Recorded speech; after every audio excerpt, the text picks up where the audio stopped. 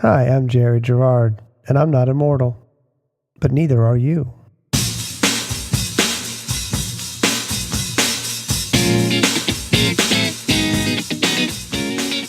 Hey, when I came up with the idea for this podcast, I was thinking more around the idea of living within the constraint that is our limited lifespan, our mortality. I never really considered it to be about immortality. And in fact, I really didn't think that many people were seriously considering efforts towards immortality, but I was wrong. I came across an article in Quartz, I'll refer to a link to it in our show notes, about all the different people in Silicon Valley who are spending a tremendous amount of time and money around just that concept, where they're trying to figure out biohacks to make sure that we don't age as quickly, or that we live to, by some estimates, 150, by some estimates, 250, which just seems just to be way too much time. I mean, I'm not sure if I know my 401k is not ready for that.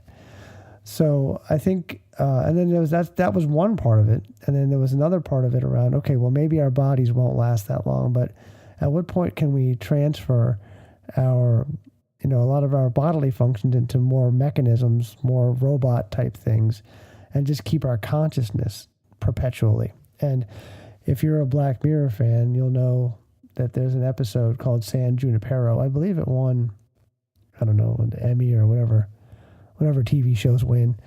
And it's absolute joy of a television episode. And if you haven't watched the series and you want to be slightly depressed about the near future, I highly recommend it. And also, if like me, you grew up in the 80s, it's an absolute joy to watch this show. So I'll have a link to that in the show notes as well.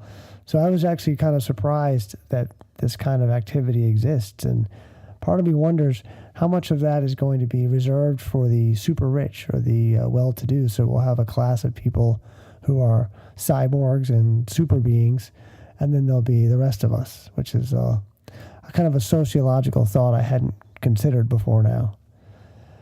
So that's one thing this week. The other thing is I interviewed my daughter last week, who completely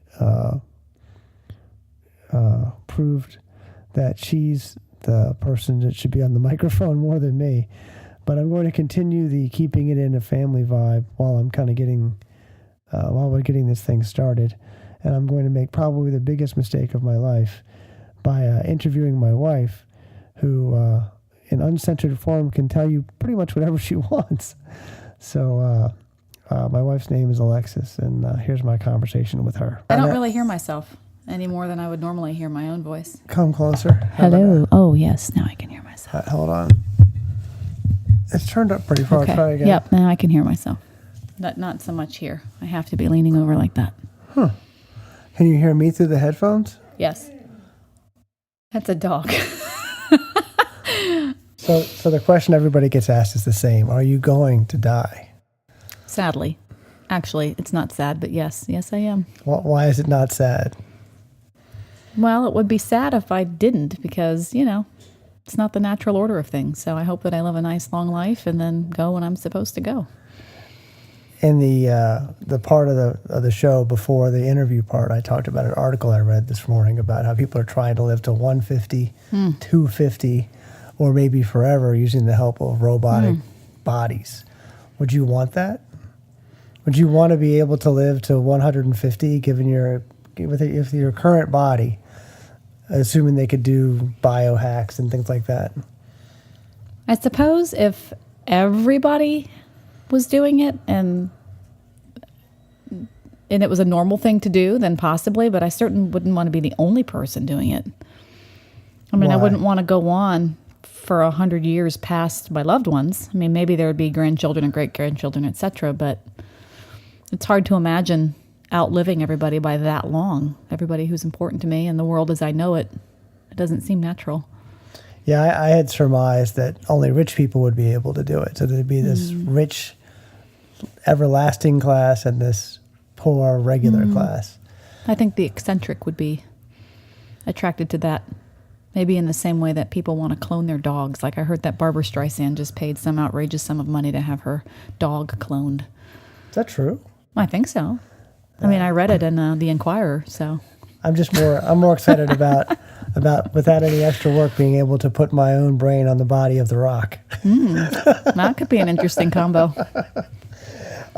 Brains and brawn all rolled into one. So the fact that you are basically recognizing that you have a finite number of days, does that have any impact on a random Thursday or a Saturday?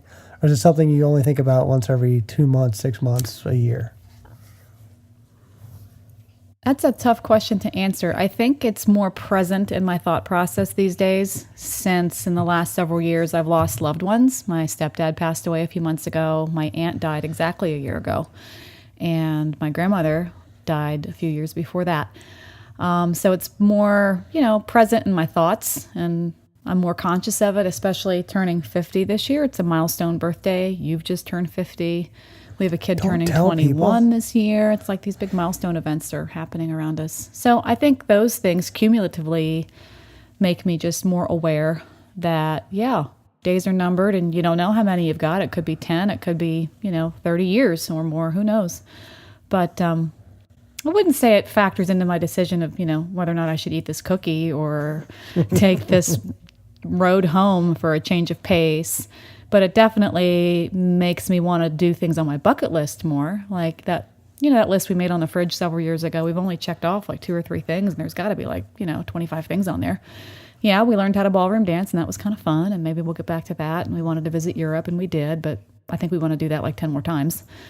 Renting an RV and trying that out is coming up in a couple weeks. So I feel like I need to take bigger actions. But sometimes those little things become the big things. So I don't know. Maybe I think about it more than I realized. Is it the recent deaths that's made you think more about doing bucket list things, or is it your age, or is it both? I think it's both. I wonder sometimes if those people who passed away got to do the things that they wanted to do, and if they felt like they had accomplished whatever they had set out to, or if they left their mark, or whatever it is, that they had hoped to do with their lives. I mean, they certainly made huge impressions on all of us, so by my measure, they were wildly successful. But I don't know. I think part of it, too, is turning 50. It's a big number, and I'm not afraid to turn 50. I'm pretty happy with my life and how I look and what I'm able to do with my body and my friends and my family. I feel like this is a good time. And I feel like I'm not sure I'd want to rewind the clock and be in my 20s again or my 30s. 40s were pretty good, all things considered. My outlook has changed, and I feel better about myself. And I think I'm willing to take more risks. But again, that might just be because I realize, I don't have unlimited time left to do that. It's a different outlook than when you're 18. You told a story about your grandmother who made it into her 90s, if I'm not mistaken.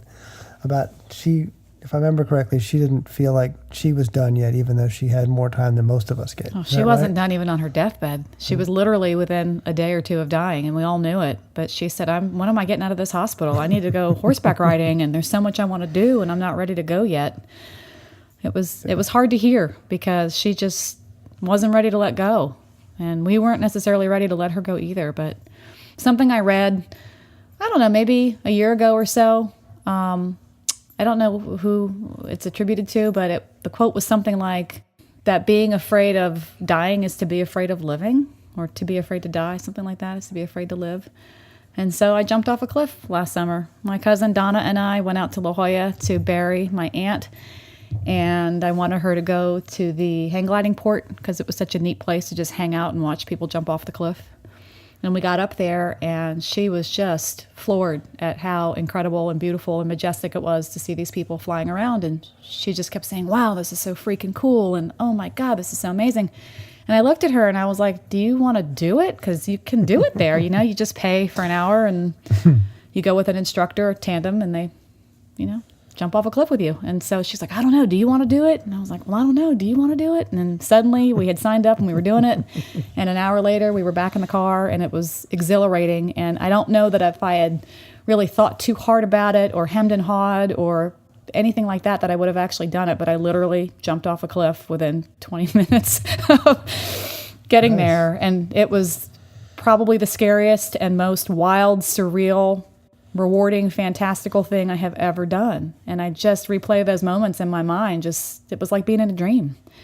And if I had realized that a year from that point, somebody would have died doing pretty much what I was doing, I might have changed my mind. That just happened like 2 weeks ago in the news. Somebody died right there, 2 hang gliders. I don't know. I remember thinking to myself, I'm going to text Jerry real quick and then turn off my phone because he'll talk me out of it, or he'll say, don't do it. Jumping off a cliff, bye. That's pretty much what I did. Going paragliding now. Okay, bye. But you weren't discouraging of me doing it. And you didn't say, oh, be careful. You just said, okay, have fun. Let me know when you're finished. Maybe you were too busy at work to really think, oh, wow, my wife could die. But anyway, I did it, and I'm glad that I did it. And it was pretty empowering to do something scary like that. That was really big. So now that you have this kind of wisdom that comes with not only loss, but with being a little bit older, and given the fact that kids never take any advice we give them, what do you wish you could impart to your kids that you wish you had known when you were their age? Take more chances.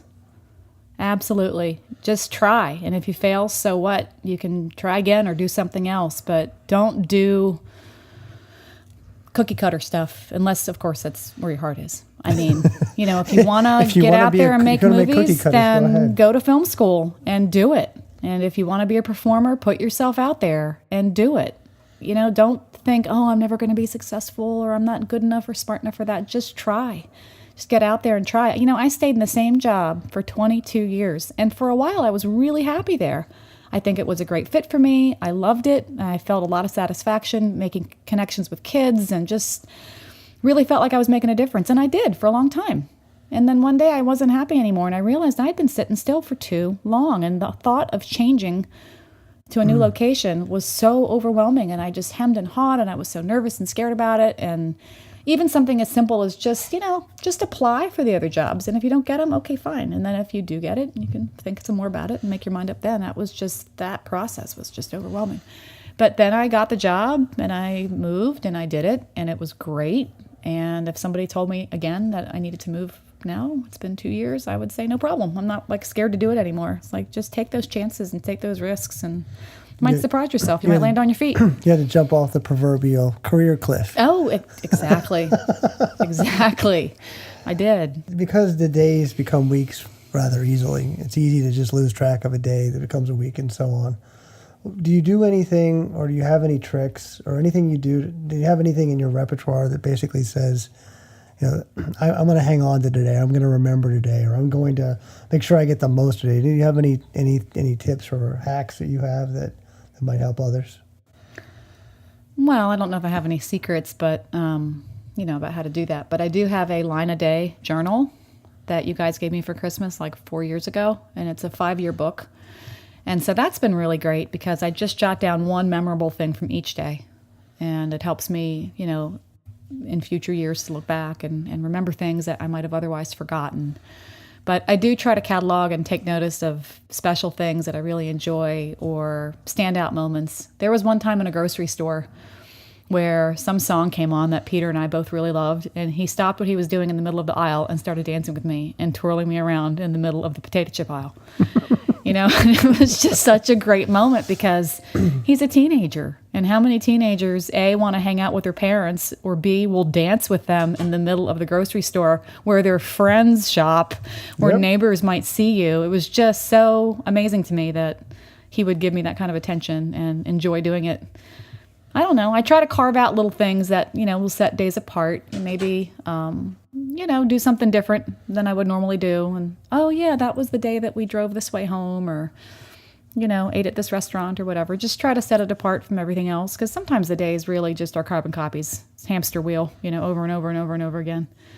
But no, I don't really have any, secret tricks up my sleeve. Yeah, the diaries are cool one because you could probably go back and say, that was a year ago? Feels like it was 20 minutes ago. All the time. I find that the older I get, the less I care about what anybody else thinks. Do you Is find that why for you go as well? running in Florida with socks on your hands? Well, because I'm trying to attract the ladies. No, but I'm just saying I find that How'd the that older I work for get, not well. I find the older I get, the less I care about what people may think of how I dress or how I look or how I behave, back to your potato chip story. Although Peter gets full credit for being brave at 18, whereas I would have been mortified probably. So kudos to him. But do you find that you also care less about how you're perceived? Or do you think you're still like, I wonder if I look like a dummy, or if I wonder if people think that I don't know what I'm doing? Do you still have that as you get older? I have less of it than I used to have.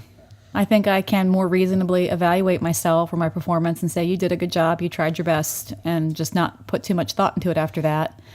Sometimes at a staff meeting or any group gathering where I'm just sitting around and, your brain starts to wander a little bit, you can really look around and see that nobody's really paying attention to what anybody else is doing. And Yep. even if the presenter makes a mistake, it's not like it's going to be burned indelibly in people's brains and they're going to think, ha, remember that time at that conference where somebody said blah, blah, blah. No, that's not going to happen. Nobody's paying attention, and most people don't care. In fact, I think if you stop to correct a mistake, or you stop your presentation or your speech to go back and fix it, it almost calls more attention than if you just kind of plow through, because you're almost like highlighting the error rather than just saying, you know what, we all make mistakes. But also having a sense on. of humor about it and being able to poke fun at yourself and laugh at yourself goes a long way. And I think it just makes people more endearing to others. The people at work that I enjoy getting along with the best aren't necessarily the smartest or the highest achieving or whatever, but they're the ones who are kind of laid back and are willing to just kind of put themselves out there and make themselves more vulnerable and not care so much what other people think. Going back to, you gave some advice for your kids, but what advice would you give to the younger version of you, other than maybe try to marry better? Is it the same advice? Probably might be. I think it probably is. I was talking with our son Peter earlier about how I kind of put myself on a path at a pretty young age, and I like where the path led me. I have a great deal of life satisfaction. I would not go back and change anything. But I wonder sometimes if my aim was not low, but like if my scope was too small, or I didn't cast a wide enough net or something in that vein, where maybe I could have really enjoyed a different career path if I had just given myself permission to explore that, or had faith or confidence in myself to check something else out instead of putting myself on a rail, so early. And the rail I put myself on has been a great fit for me, for our family. I have no regrets. I think my career path has been great in many, many ways. But I also think I would have loved lots of other things had I been, cognizant that maybe other paths would have been equally available or attractive or attainable. Yep.